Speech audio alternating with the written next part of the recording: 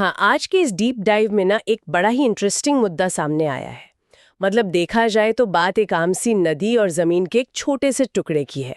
हाँ, जो करीब 22 किलोमीटर का पतला सा रास्ता है। राइट, वही वाला।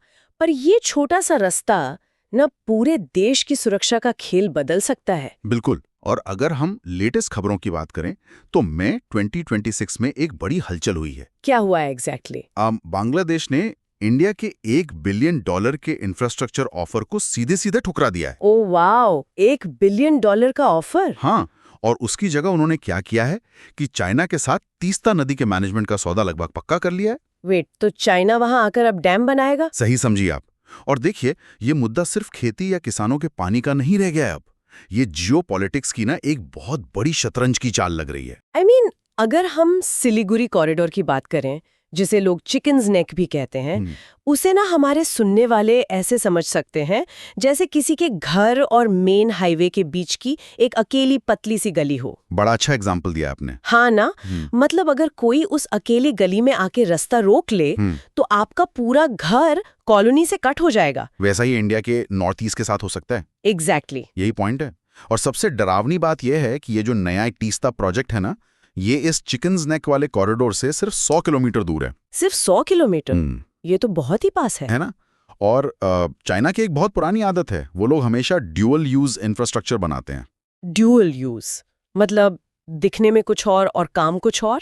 बिल्कुल सही पकड़ा आपने। दिखने में वहां एक सिंपल डैम बन रहा होगा, पर ऐसी जगहों पर चाइना आराम से अपने मिलिट्री इंजीनियर्स भेज सकता है और वहां हाईटेक सेंसर्स भी लगवा सकता है। ओह अच्छा, तो इससे हमारा नुकसान क्या है? नुकसान ये है कि हमारा बागडोगरा एयरबेस वहां से काफी पास है, तो उन सेंसर्स के जरिए वो आराम से हमारी मिलिट्री फ्लाइट्स को ट्रैक कर सकते हैं। ये तो सीधा सीधा स्ट्रिंग ऑफ पर्ल्स स्ट्रैटेजी लग रही है। हाँ, जिसमें चाइना इंडिया को चारों तरफ से घेरने की कोशिश करता है, जैसे उन्होंने पहले पाकिस्तान और श्रीलंका में पोर्ट्स बना के किया था। सही बात है, पर एक सवाल जो मेरे दिमाग में आ रहा है। हाँ बताइए।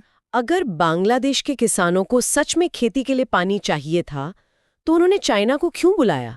मतलब इंडिया के साथ तो पहले से उनकी बात चल रही थी ना? बात तो चल रही थी। हाँ, पर प्रॉब्लम यह है कि दोनों देशों के बीच ये वाटर शेयरिंग डील 2011 से अटकी पड़ी है। ओह, तभी से पेंडिंग है ये डील। हाँ, तीस्ता का पानी वहां की लाइफलाइन है, और उसके ऊपर से वहां की इंटरनल पॉलिटिक्स भी अब पूरी तरह बदल चुकी है। नई तारिक रहमान सरकार आई है वहां। अच्छा हाँ, वो इंडिया आउट कैंपेन वाला सीन। एग्जैक्टली। उन्होंने अपने इलेक्शन में ही इंडिया आउट का नारा लगाया था। तो अब वो लोग अपनी जनता को दिखाना चाहते हैं कि देखो, हम इंडिया पर डिपेंड नहीं करते। Make sense. और ऐसे में चाइना सस्ते और जल्दी लोन दे देता होगा उन्हें। बिल्कुल, चाइना की लोन पॉलिसी बहुत फास्ट है। हाँ, पर इसमें एक बहुत बड़ा रिस्क भी तो है ना। डेट ट्रैप वाला रिस्क। हाँ, कहीं बांग्लादेश भी उस कर्ज के जाल में ना फंस जाए जिसमें श्रीलंका फंसा था। राइट, जहां कर्ज ना चुका पाने पर उनका पोर्ट ही चाइना के कब्जे में चला गया था। पर क्या इंडिया ऐसे ही हाथ पर हाथ धरे बैठा रहेगा? नहीं, इंडिया डेफिनेटली चुप नहीं बैठेगा। हमारे पास भी हार्ड पावर ऑप्शंस मौजूद हैं, जैसे कि फरक्का बराज। ओह, उससे क्या होगा? ये गंगा नदी पर बना एक स्ट्रक्चर है जहां से इंडिया चाहे तो बांग्लादेश जाने वाले पानी को कंट्रोल करके उन पर पूरा प्रेशर बना सकता है, और ट्रेड तो है ही। हाँ, क्योंकि उनकी इकोनॉमी का बड़ा हिस्सा इंडिया के साथ बिजनेस पर डिपेंड करता है। बिल्कुल।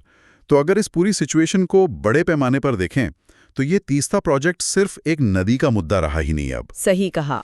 ये पूरे साउथ एशिया में बदलते हुए रिश्तों और चाइना के बढ़ते दबदबे का एक नया चैप्टर शुरू हो चुका है। हाँ, आज की इस चर्चा से एक बात तो क्लियर हो गई कि जियोपॉलिटिक्स में हालात बहुत तेजी से बदलते हैं। एक पतली सी गली और एक नदी का पानी पूरे रीजन का बैलेंस हिला सकता है। एग्जैक्टली। बहुत कम लोगों को यह समझ आता है कि दिखने में जो चीज विकास लगती है वो दरअसल एक पॉलिटिकल हथियार हो सकती है। बिल्कुल सही कहा आपने। तो इस डीप डाइव के अंत में एक बड़ा सवाल छोड़कर जाते हैं। जब बड़े देश आपस में ऐसी पावर पॉलिटिक्स खेलते हैं तो क्या सच में छोटे देश अपनी आज़ादी से फैसले ले पाते हैं, या वो सिर्फ अपना थोड़ा सा फायदा निकालने के लिए एक प्यादा बनकर रह जाते हैं?